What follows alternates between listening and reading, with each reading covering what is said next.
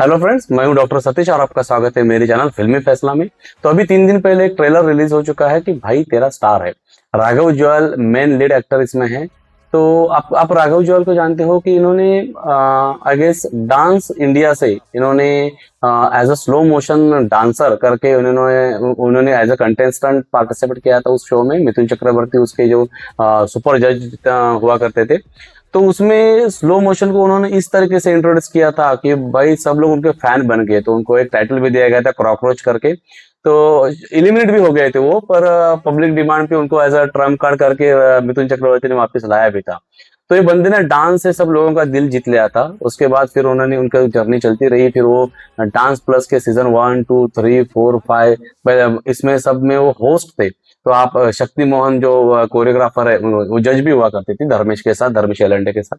तो शक्ति के और उसकी जो नोक झोंक चलती थी उसकी वजह से उन लोग बहुत ज्यादा, मैं तो फ्रैंकली स्पीकिंग कि मैं डांस से ज्यादा राघव जुएल की एंकरिंग देखने के लिए वो शो देखा करता था। तो बहुत ईज के साथ, मतलब ऐसा लगता है कि बंदे को स्क्रिप्ट की जरूरत भी नहीं, इतनी ईज के साथ वो डांस उस तरह से होस्ट करता था कि वो एक एज अ एंकर करके थोड़ा फिल्म इंडस्ट्री में इंट्रोड्यूस हो गया था।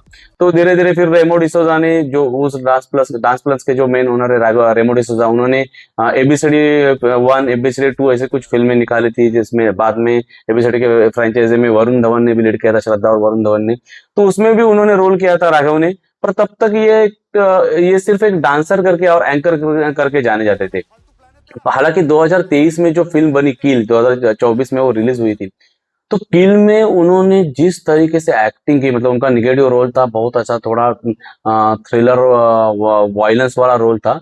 तो जिस तरीके से उन्होंने वो रोल निभाया ना, तो भाई सब लोगों का उनके उनकी तरफ देखने का नजरिया ही बदल गया। मतलब लोगों ने, देखो राघव जुएल कोई NSD से लर्न करके आया हुआ कोई एक्टर है नहीं, कोई थिएटर आर्टिस्ट है, ऐसा कोई है नहीं। वो एक सिंपल डांसर है। और जिस ईज के साथ उसने वो रोल निभाया, तो लोगों को पता चला कि भाई इस बंदे में बहुत ज्यादा पोटेंशियल है, बहुत ज्यादा। तो उसके बाद अभी अपने कुछ दिनों पहले जो साउथ में पैराडाइज करके मूवी आ रही है नानी सुपरस्टार की, तो उसमें राघव जुएल के एक एंट्री दिखाई गई। मतलब ऐसे बड़े बड़े सोने के चैन वगैरह डाल के वो एक कार से एकदम फास्ट ऐसे उतर रहे। तो जिस एटीट्यूड से वो उतर रहा है उस कार से ना, मुझे तो लगता है कि भाई ये बंदा साउथ में अपने एक अलग फैन बेस तैयार करने वाला है। और हो सकता है कि आगे इसमें साउथ में बड़े बड़े प्रोजेक्ट्स में राघव जुएल को कंसिडर किया जाए, क्योंकि वहां उस तरीके के एक्टिंग, थोड़ा सा एग्जेजरेट किए हुए एक्टिंग वहां पे चलते हैं। तो राघव उसमें बहुत फिट लग रहा है। ये सब मैंने आपको बताया क्योंकि ये बंदा कौन है और किस तरीके से, मैंने अभी कुछ देखा कि जो उनका जो ट्रेलर है, तो ट्रेलर के बारे में अगर बात करें ना, तो ट्रेलर इतना ज्यादा फास्ट है, थोड़ा कैओटिक है, बहुत शाउटिंग वगैरह चल रही है। तो ट्रेलर इतना इजीली, मतलब स्टार्टिंग के कुछ सेकंड्स और लास्ट के कुछ सेकंड्स आपने छोड़े तो ट्रेलर इतना इजीली पता नहीं चलता अनटिल अनलेस आप उसको स्लो करके देखो। तो बहुत लोगों का ऐसा कहना है कि बहुत क्याओटिक है करके। तो अब पहले बात तो आप समझ लो कि भाई आप वेलकम, धमाल, इनके साथ राघव को कंपेयर मत करो। मतलब अक्षय कुमार है वहाँ, अजय देवगन है वहाँ, ये बड़े बड़े बंदे कॉमेडी नहीं संभाल पा रहे। तो वहाँ राघव जुएल जैसे एक जो डांसर करके है, तो आप सेम लेवल से एक्सपेक्टेशंस नहीं कर सकते। तो पहले तो वो आप पहले दिमाग में क्लियर कर लो। पर फिर भी वो आपने ट्रेलर, मैंने तो ट्रेलर 2-3 बार उसको स्लो करके करके देखा, तो मुझे थोड़ी स्टोरी पता चली कि इसमें ऐसा दिखाया गया है कि भाई ये एक लफंगा टाइप का आदमी दिखाया गया है कि जो झूठ बोलने में एकदम माहिर है। और वो संजय कपूर दिखाए गए, उन्होंने उनसे शायद उन्होंने 10,000 पाउंड लिए हैं और वो पैसे वो राघव से मांग रहे। तो राघव ने गर्लफ्रेंड के थ्रू, गर्लफ्रेंड के भाई को ये बताया है कि वो प्रेग्नेंट है। यहाँ पे गर्लफ्रेंड को बताया है कि अपनी बहन प्रेग्नेंट है।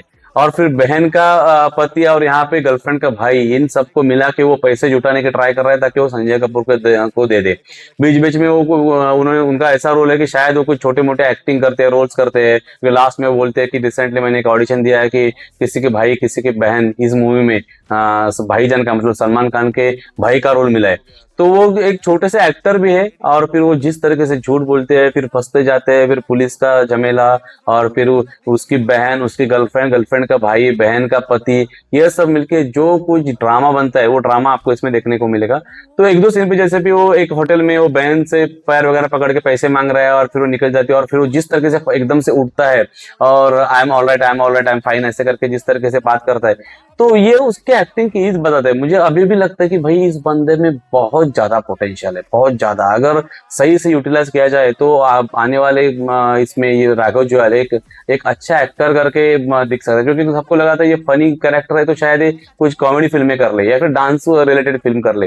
पर किल में काम करके उसने बताया कि ऐसी बात नहीं है कि वो कोई भी वायलेंट कैरेक्टर कर सकते हैं, या फिर पैराडाइज में जिनकी उसकी जिस तरीके से एंट्री है उससे पता चलता है कि इसमें सब तरीके सब वेरिएशंस के इसमें पोटेंशियल है। तो मैं इस अगर ट्रेलर के बारे में बात करूँ तो मुझे लगता है कि देखो जहाँ पे बड़े बड़े बैनर की फिल्में फ्लॉप हो रही है वहां पे ऐसे कुछ फिल्में हैं, वो हो सकता है कि किसी को लगे ये ओटीटी लेवल की फिल्म है, थिएटर रिलीज की फिल्म है नहीं, पर मुझे फिर भी लगता है कि भाई आप थिएटर में जाके इस फिल्म को एंजॉय कर पाओगे, या वैसे भी कुछ अच्छा बॉलीवुड में बनने रहा है तो उसमें राघव जुयाल जैसे न्यू कमर एक्टर आपको अगर 2.5-3 घंटे अगर हंसाता है तो ये भी उसकी एक अचीवमेंट है। तो ओवरऑल ट्रेलर मुझे तो ठीक ठाक लगा। फिलहाल ट्रेलर में मुझे ऐसा लगा कि उसकी ट्रेलर की कटिंग जिस तरीके से की है वो थोड़ी अच्छी नहीं की है, क्योंकि कटिंग की वजह से बहुतों को ट्रेलर समझ में नहीं आ रहा है।